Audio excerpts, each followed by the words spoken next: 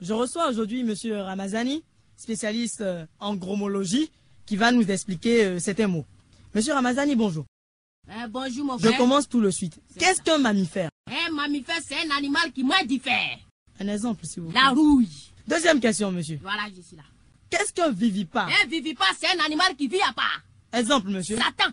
Parce que? Il vit à part. Satan n'a pas camarade. Toi, tu es enfant de Satan? Non. Nous sommes tous les enfants de Dieu. Qu'est-ce qu'un invertébré? Un invertébré, c'est un animal qui n'a pas de os. Ouais, ça aussi, je savais. Exemple. Maman n'a pas de os. Merci. Qu'est-ce qu'un gaz? Un gaz, ça dépend. C'est un mot qui s'emploie dans deux contextes. Premier contexte. Premier contexte. Tu as diarrhée, tu es pressé, tu s'en vas au WC. Oui. Quand tu ouvres WC, premier vent qui te frappe, c'est un gaz. C'est quel gaz? C'est un gaz évaporatoire. Ah, parce que ça s'évapore. S'évapore. Deuxième contexte. Deuxième contexte. Un voleur, il a volé. Oui. Tout le monde est derrière lui. Policier court derrière lui. On dit, olé, attrapé, olé, volé, oui. attrapé. Il gaze. C'est quand il fait, il gaze. Ça, c'est un gaz échappatoire. Parce qu'il s'enfuit. Il s'échappe. Tout à fait. Monsieur, vous avez même étudié la géographie. J'ai fait la géographie. Donc, que veut dire France? Oui, tu sais, la géographie, j'ai fait la géographie. C'est-à-dire, on était dans l'avion, on a vu la géographie de loin, mais je ne suis pas arrivé à la géographie. Ah, d'accord. Voilà. Mais que veut dire France? Ça veut dire quoi? C'est force de rapatriement des Africains non connus par l'Europe. Doucement. C'est force de rapatriement. Des Africains non connus par l'Europe. F, Force. R, Rapatriement. A. Africain. N, Non. C, Connu. E. Europe. Ah, d'accord. Qu'est-ce qu'une soupière? Une soupière, c'est quelque chose, tu peux mettre tout ça de manger que tu veux dedans. Tu peux mettre djongoli, tu peux mettre atassi, tu peux mettre abobo, tu peux mettre comme, tu Enfin, peux mettre dogounou, tout ce que tu veux dedans. Petit kanti. Voilà. Bon, exemple. Ton ventre qui est là, c'est une soupière. Oh, mais ça va pas. Voilà. Qu'est-ce qu'un miroir? Un miroir, c'est un objet que tu peux te voir dedans. Oui, naturellement. Oui. Exemple. Photo. Photo. Oui, photo. Il y a une photo de... Je vais pas parler. Quand tu prends ton photo, tu ne te vois pas dedans. C'est bon, c'est bon. Quand deux verbes se suivent. Le second se met à l'infinitif. Exemple. La poule ici, son poussin.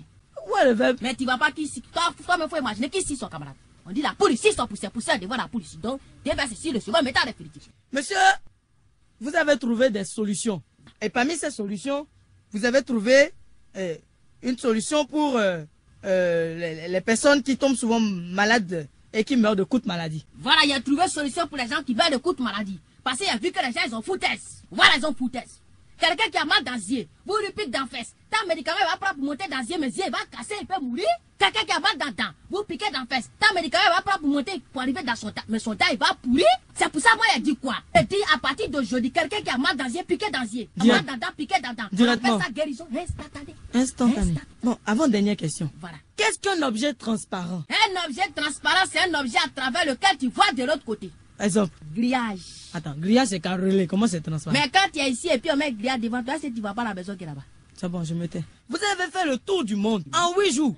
Et vous avez même enseigné l'anglais en Amérique Mais j'ai enseigné l'anglais en Amérique. pendant 8 heures. Donc, moi, je suis étonné. Donc, je vais vous poser certaines questions. Il n'y a pas de problème. 1 en anglais. 1. 2 en anglais. Two. 5 en anglais. C'est 5. 10 en anglais. C'est 10. 20. 10, 10. 30. 10, 10, 10. 50. 10, 10, 10, 10, 10. Et 1000 alors. Depuis